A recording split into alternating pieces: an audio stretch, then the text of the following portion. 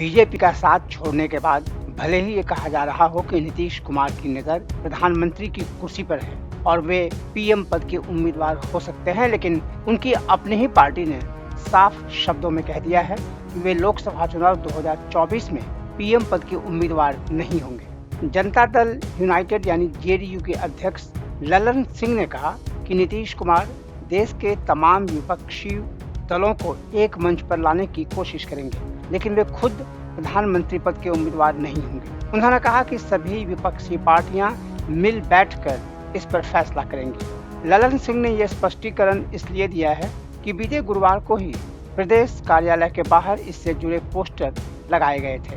Poster पर लिखा गया था, प्रदेश में दिखा देश में दिखेगा। एक दूसरे पोस्टर पर लिखा गया था, जुमला नहीं हकीकत। बड़े बड़े पोस्टरों पर लिखी गई ये बातें सीधे सीधे मिशन 2024 की तरफ इशारा कर रही हैं। अब जेडीयू के राष्ट्रीय अध्यक्ष का बयान आया है जो ठीक इसके उलट है। इन सब के साथ एक और नारा है, आगाज हुआ बदलाव होगा। यह आगाज केसीआर यानी के चंद्रशेखर राव के साथ बैठक को बताया जा रहा है। ये नारा चूंकि बदलाव की बात कर रहा है, इसलिए एक तरह से ये नीतीश कुमार को एक राष्ट्रीय नेता के रूप में प्रोजेक्ट करने की महत्वपूर्ण कोशिश माना जा रहा है। ये पोस्टर ऐसे समय आए हैं जब तेलंगाना के मुख्यमंत्री के चंद्रशेखर राव पटना में आकर नीतीश कुमार और लालू प्रसाद से मिलकर भाजपा मुक्त भारत का नारा दोहराकर वापस चले गए। उन्होंने नीतीश कुमार को एक उत्तम नेता बताया। हालांकि पत्रकारों के बार बार पूछने पर भी उन्होंने ये नहीं कहा कि प्रधानमंत्री मोदी के खिलाफ विपक्ष का चेहरा कौन होगा और क्या नीतीश कुमार प्रधानमंत्री पद के साझा उम्मीदवार होंगे। उन्होंने सिर्फ इतना कहा कि समय आने पर इसके बारे में निर्णय लिया जाएगा।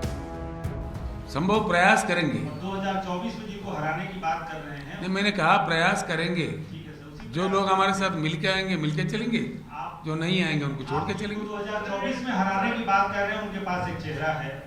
चेहरे के सवाल पे आप कह रहे हैं कि हम बैठकर वार्तालाप करेंगे, उसमें चेहरा निकलेगा। बिल्कुल। क्या ऐसी स्थिति बनती है तो केसीआर साहब नीतीश कुमार जी का नाम प्रपोज करेंगे? ऐसा देखिए, मैं कौन होता हूँ? अब चलिए, मैं कहूँगा तो कोई विरोध करेगा, मैं कहूँगा तो कोई विरोध भी करेगा।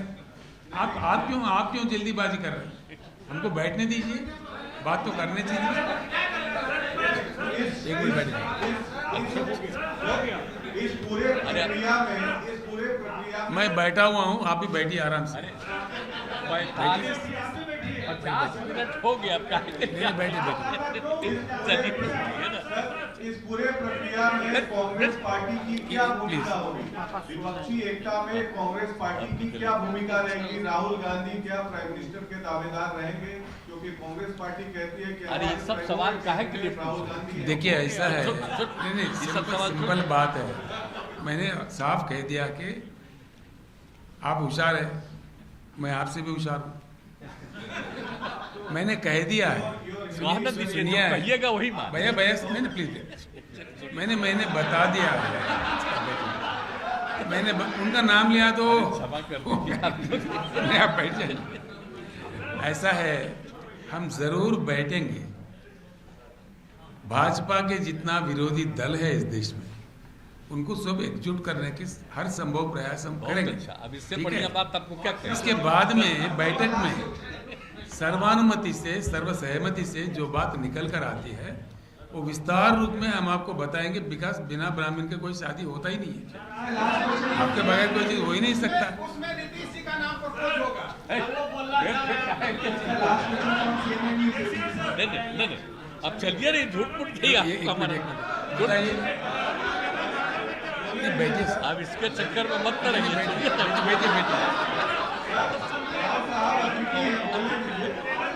अरे भाई, ये सब छोड़ दो दीजिए, आप बैठिए ना सर, बैठिए प्लीज। सबके बारे में कह रहे हैं कि सबको हम लोग यूनाइट करने की कोशिश करेंगे। जी बैठिए ना। हाँ हो गया, चलिए ना, छोड़िए जी। अरे ये कह रहे हैं कि सबको, अपोजिशन को यूनाइट करने की कोशिश हम लोग करेंगे, तो हम लोगों की राय है, बात है, सबको मिल के करेंगे। इसलिए अभी क्या पूछ रहे हैं कि क्या होगा सब?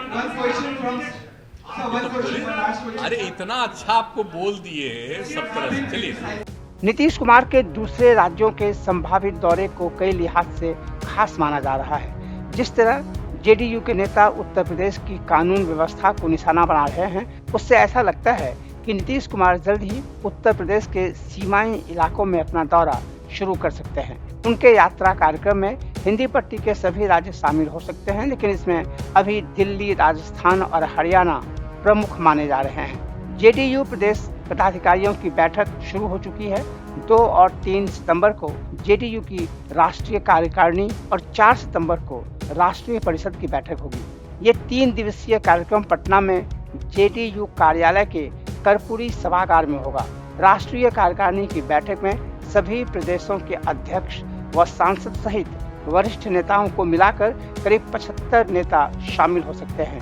राष्ट्रीय परिषद की बैठक में 250 नेता मौजूद रह सकते हैं।